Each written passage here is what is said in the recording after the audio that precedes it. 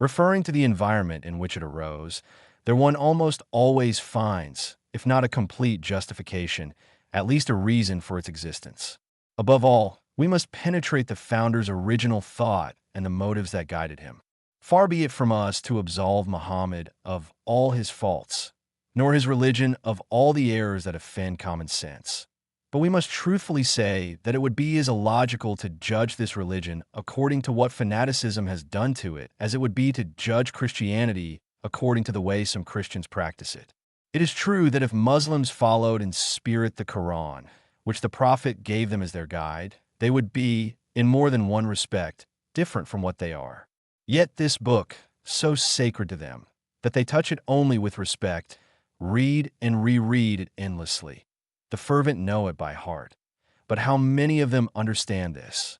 They comment on it, but from the standpoint of preconceived ideas from which it would be a matter of conscience to distance themselves. They see in it, therefore, only what they want to see there. Figurative language, in fact, allows us to find in it everything we want, and the priests who, there is elsewhere, governed by blind faith, do not seek in it anything that could embarrass them. It is not, therefore, necessary to go to Muslim theologians to inquire about the spirit of Muhammad's law.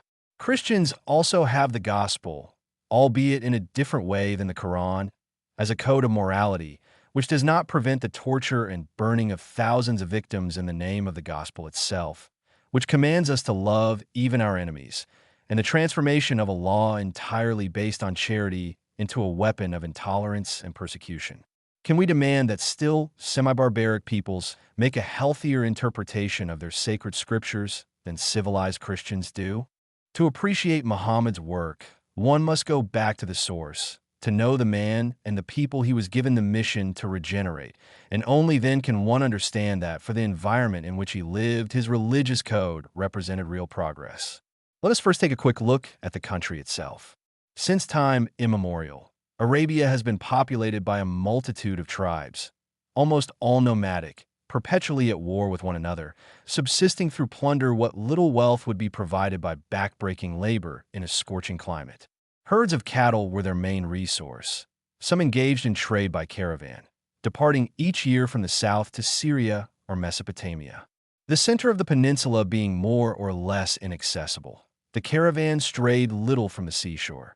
The main ones followed the Hijaz, a region that forms on the shores of the Red Sea, a narrow strip 500 leagues long and separated from the center by a mountain range, an extension of Palestine.